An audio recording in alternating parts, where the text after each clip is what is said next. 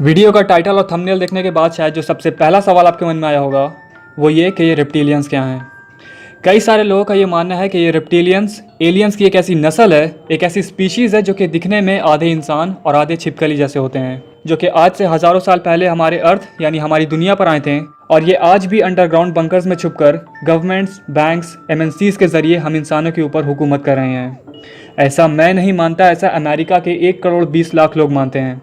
जी हाँ, एक सर्वे के मुताबिक ये पता चला कि अमेरिका के 12 मिलियन लोग इस थ्योरी के ऊपर यकीन रखते हैं। इन लोगों का ये मानना है कि जो भी टॉप के ग्लोबल लीडर्स हैं जैसे ओबामा, ट्रंप, पुतिन, यहाँ तक कि मार्क ज़करबर्ग, क्वीन एलिजाबेथ, ये सभी रेप्टिलियंस हैं। कहा जाता है कि इन रेप्टिलियंस के पास रूप बदलने की ताकत होती है। ये लोग जब चाहे तब इंसान के रूप में आकर इंसान जैसे दिख सकते हैं और जब चाहे तब अपने असली रेप्टिलियन फॉर्म में आ सकते हैं। इसे लोग शेप शिफ्टिंग कहते हैं। अब इसी शेप शिफ्टिंग की वजह से एक आम इंसान के लिए इन्हें पहचान पाना काफ़ी मुश्किल होता है कि कौन रेप्टिलियन है और कौन नहीं। अब जाहिर सी बात है कि अगर आप एक नॉर्मल इंसान होगे तो आपको ये सारी बातें बकवास और मनगढ़ंत लग रही होंगी, नो डाउट। लेकिन अगर आप मेरे पॉइंट ऑफ व्यू से देखो तो मैं ये मानता हूँ कि रेप्टिलियंस की थ्योरी बिल्कुल सच है, लेकिन उस तरीके से नहीं जिस तरीके से लोग इसे पोर्ट्रे करते हैं। मैं ऐसा नहीं मानता कि रेप्टिलियंस एलियंस की कोई नस्ल है जो हज़ारों साल पहले हमारी दुनिया पर आए थे, बल्कि मैं ये मानता हूँ कि रेप्टिलियंस एक ऐसी अनसीन क्रिएशन है जिन्हें हम इंसान अपनी आंखों से नहीं देख सकते। ये वही फोर्सेस हैं जिन्हें डेविल या जिन या सेटन कहा जाता है। अब मैं ऐसा क्यों मानता हूँ इसके बारे में मैं आगे बात करूंगा और साथ ही साथ हम ये भी डिस्कस करेंगे कि जिस सीक्रेट सोसाइटी की हम बात किया करते हैं अल्टीमेटली उसके पीछे आखिर है कौन। लेकिन अभी शायद कुछ लोग सोच रहे होंगे कि भाई ये भूत प्रेत जिन शैतान वगैरह ये सब नौटंकी है, हकीकत में ऐसा कुछ नहीं होता। तो पहले मैं उनके सामने कुछ साइंटिफिक और बायोलॉजिकल फैक्ट्स रखकर ये क्लियर करना चाहूँगा कि ये चीज़ें वाकई में एग्जिस्ट करती हैं, क्योंकि अगर ऐसी चीज़ें हकीकत में नहीं होती तो आखिर क्यों दुनिया के हर एक रिलीजन, हर एक कल्चर में इन अनसीन क्रिएशंस का जिक्र मौजूद है। दुनिया के कई सारे अलग अलग हिस्सों में इन्हीं जिन या डेविल को अलग अलग नामों से जाना जाता है। फॉर एग्जाम्पल, फार ईस्ट और सेंट्रल अमेरिका के लोग इन्हें सरपेंट गॉड्स कहते हैं, जुलूस इन्हें चितौड़ी कहते हैं, बेबीलोन के स्यूमर इन्हें अनुनाकी कहते हैं, नॉर्थ अमेरिका के होपी इन्हें स्नेक ब्रदर्स कहते हैं और नॉस्टिक्स इन्हें ऑर्कॉन्स कहते हैं। This reality that we're experiencing has been hijacked by a force that some ancient people call archons, but there's different names right across the ancient world for the same force, the same entities. And all over the world you see this. In the Far East, Central America and other places, they're known as the serpent gods. The Zulus call them the Chitahuri, the children of the serpent. They're the Anunnaki in Sumer, Babylon, now Iraq. They're our snake brothers to the Hopi people of North America. They're the star people, many examples of that. They are the demons of Christianity. To the Gnostics, they are archons. And to the Islamic and pre-Islamic world, they're called the jinn. And in their prime form, they are energetic in nature. The classic Satan is called the deceiver and the demon of demons, as this demiurge is called the archon of archons. अब सवाल आता है कि आखिर क्यों हम इन चीज़ों को अपनी आंखों से नहीं देख सकते। उसकी एक वजह है, हम इंसान किसी चीज़ को देखते कैसे हैं। जब हमारे सामने रखी किसी चीज़ के ऊपर लाइट पड़ती है तब वो लाइट उस चीज़ के ऊपर से रिफ्लेक्ट होकर हमारी आंखों पर आती है, तब जाकर हम उस चीज़ को देख पाते हैं। अब ये जो लाइट हमारी आंखों पर आ रही है इसकी एक अपनी वेवलेंथ होती है। अब ये वेवलेंथ क्या है? जिस तरीके से आप वज़न को किलोग्राम में तौलते हो, जिस तरीके से आप पानी को लीटर में तौलते हो, उसी तरीके से आप लाइट को वेवलेंथ में तौलते हो।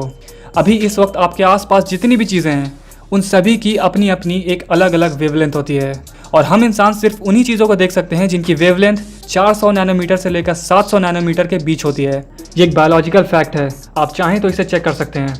अब ना आप 400 नैनोमीटर से कम वेवलेंथ की किसी चीज़ को देख सकते हो और ना ही आप 700 नैनोमीटर से ज़्यादा वेवलेंथ की किसी चीज़ को देख सकते हो। अब आप खुद ज़रा सोचिए कि जब हम इंसान सिर्फ 400 से 700 नैनोमीटर तक की वेवलेंथ की चीज़ों को ही देख सकते हैं तो क्या इसका ये मतलब होता है कि इस दुनिया में जितनी भी चीज़ें मौजूद हैं क्या वो सारी की सारी इसी 400 से 700 नैनोमीटर की इस रेंज के अंदर ही लाई करती हैं? उन चीज़ों का क्या जो इस रेंज से बाहर लाई करती हैं, जिनकी वेवलेंथ 200 नैनोमीटर है या 1000 नैनोमीटर है, जिन्हें देख पाना आपकी आंखों के लिए पॉसिबल ही नहीं है। असलियत यह है कि ये घोस्ट या जिन या डेविल ये सभी 400 नैनोमीटर से कम और 700 नैनोमीटर से ज़्यादा की वेवलेंथ में मौजूद होते हैं और यही वजह है कि हम इंसान इन्हें अपनी आंखों से नहीं देख सकते। खैर चलिए मैं आपको इसका एक और एग्जांपल देता हूँ। आप लोगों ने रेडियो देखा है कभी? ऑब्वियसली देखा ही होगा। जब हम लोग रेडियो यूज़ करते हैं तो उसमें अलग अलग रेडियो चैनल्स होते हैं। ये रेडियो चैनल्स अलग अलग फ्रीक्वेंसीज पर आते हैं। 98.3 हर्ट्ज पर एक अलग रेडियो चैनल आता है, 103.5 हर्ट्ज पर एक अलग रेडियो चैनल आता है। तो ये होता क्यों है? भाई रेडियो तो मेरा एक ही है, इसमें दो अलग अलग चैनल्स कैसे आ रहे हैं? वो इसलिए क्योंकि ये दोनों चैनल्स अलग अलग फ्रीक्वेंसीज पर ट्यून्ड हैं, एक 98.3 हर्ट्ज पर और दूसरा 103.5 हर्ट्ज पर। बिल्कुल एग्जैक्टली इसी तरह हम इंसान भी इस दुनिया में एक अलग फ्रीक्वेंसी में जी रहे हैं, और ये रेप्टिलियंस या जिन या घोस्ट या डेविल ये भी इसी दुनिया में एक अलग फ्रीक्वेंसी में जी रहे हैं। जहाँ पर हमारी फ्रीक्वेंसी 400 से 700 नैनोमीटर तक की वेवलेंथ है, वहाँ पर इन रेप्टिलियंस की एक दूसरी फ्रीक्वेंसी है जो कि 400 से 700 की इस रेंज से बाहर लाई करती है। अब कभी कभी कुछ रेयर केसेस में जब हमारी और इन अनसीन एंटिटीज़ के फ्रीक्वेंसी के बीच कोई टकराव आती है, तो उस वक्त हम लोगों को ये घोस्ट या जिन जैसी चीज़ें दिखाई देने लगती हैं। अब मैं आपको एक और कमाल की बात बताता हूँ। कुछ ऐसे जानवर हैं जो in non human unseen entities को देख सकते हैं। फॉर एग्जाम्पल, रोनाल्ड ड्यूग्लस की एक स्टडी के मुताबिक कुत्ते यानी डॉग्स की आईसाइट इंसानों से ज़्यादा होती है। रिसर्च में यह पाया गया कि डॉग्स 300 से 700 नैनोमीटर तक की वेवलेंथ की चीज़ों को देख सकते हैं, यानी इंसानों से 100 नैनोमीटर ज़्यादा। और इसी वजह से ये डॉग्स अल्ट्रा वायलेट रेंज में उन चीज़ों को देख सकते हैं जिन्हें हम इंसान अपनी आंखों से नहीं देख सकते। खैर, अब आगे बढ़ने से पहले अगर आपको ये वीडियो पसंद आई है और आप नए आए हैं इस चैनल पर, तो सब्सक्राइब करना कंसिडर ज़रूर करें। Now you must be thinking कि इन रेप्टिलियंस का इल्यूमिनाटी के साथ क्या लेना देना है।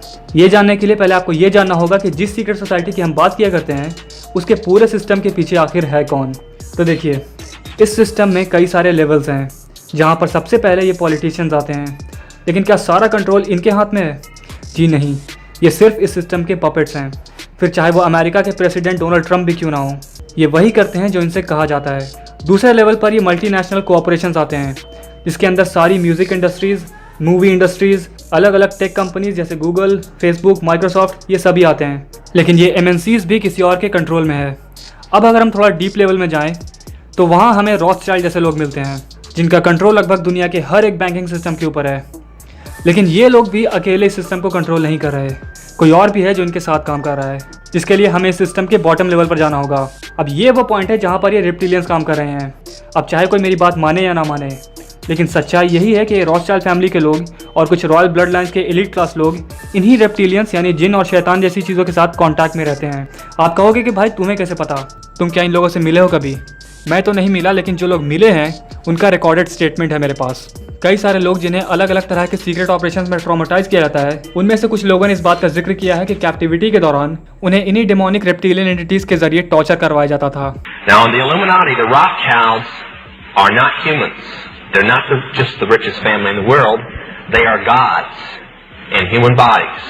They're the sons and daughters of Lucifer in human body. So that this council that I was on is the private priesthood of those gods. And when those gods talk, the priests listen and the priestesses listen, then they tell political people. That's why a handful of witches have so much power over so many political people. Because they're simply just like a tape recorder for some very powerful people that everybody else considers to be holy and to be gods. Late 1988, I started having my first experiences. I didn't know who they were. I didn't know what they were in those first few months. I didn't know they were demons, devils, aliens. I couldn't tell one from the other. And there's a reason for all of this, because it's going to sound a little bit negative at first. It's because it's exactly what they are, and what they are exactly is non-human intelligent beings. अच्छा, मैं ज़रा एक बहुत ही common phenomena के बारे में बात करना चाहूँगा। आपने देखा होगा YouTube पर ऐसी कई सारी वीडियोस मौजूद हैं जहाँ पर दिखाया जाता है कि किसी पब्लिक मीटिंग के दौरान या किसी इंटरव्यू के दौरान कुछ म्यूज़िक आर्टिस्ट या किसी पॉलिटिशियन की आंखें बदल जाती हैं। फॉर एग्जांपल, माइली साइरस की एक वीडियो है जिसमें एक इंटरव्यू के दौरान इनकी आंखों की प्यूपिल, जो कि नॉर्मली राउंड शेप की होती हैं, वो राउंड से एलिप्टिकल शेप में ट्रांसफॉर्म हो जाती हैं, कुछ इस तरह।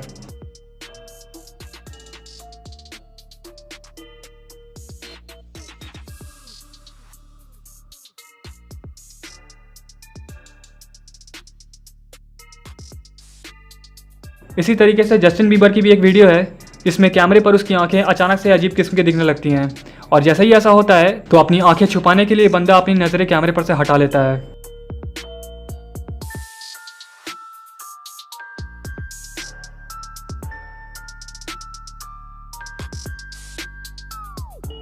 और इसी फिनोमेना को कुछ लोग सबूत के तौर पर पेश करते हैं कि ये लोग रेप्टिलियन है, इसीलिए इनकी आंखें ऐसे एलिप्टिकल शेप में ट्रांसफॉर्म हो जाती हैं। क्योंकि अगर आप एक सांप की आंखें देखेंगे तो उनकी आंखें भी ऐसे ही एलिप्टिकल शेप की होती हैं और कोइंसिडेंटली सांप भी एक रेप्टाइल ही है, तो यहाँ से ये नाम रेप्टिलियन निकल कर आया है। अब मैं ये नहीं जानता कि माइली साइरस या जस्टिन बीबर की ये वीडियो फेक है या रियल है, लेकिन मैं आपको ये ज़रूर बता सकता हूँ कि ये वीडियोस फेक क्यों नहीं हो सकती है। तो जैसा कि मैंने आपको पीछे बताया कि सीक्रेट सोसाइटी के लोग लगातार in non human reptilian entities के साथ कांटेक्ट में रहते हैं और आप जानते ही हैं कि ये रेप्टिलियंस या डीमंस हम इंसानों की नॉर्मल विजिबिलिटी रेंज से बाहर होते हैं और ये मोस्टली 400 नैनोमीटर से कम और 700 नैनोमीटर से ज़्यादा की रेंज में मौजूद होते हैं। अब ये बिल्कुल हो सकता है कि माइली साइरस के इंटरव्यू के दौरान जो कैमरा इस्तेमाल किया गया हो वो एक इंफ्रारेड या एक यूवी कैमरा हो। आपको शायद पता हो ये बात कि इंफ्रारेड कैमराज 700 नैनोमीटर से ज़्यादा वेवलेंथ वाली चीज़ों को भी देख सकते हैं और यूवी कैमराज 400 नैनोमीटर से कम वेवलेंथ वाली चीज़ को भी देख सकते हैं और शायद इसी वजह से इस वीडियो में इस पैरानॉर्मल एक्टिविटी को देखा जा सका।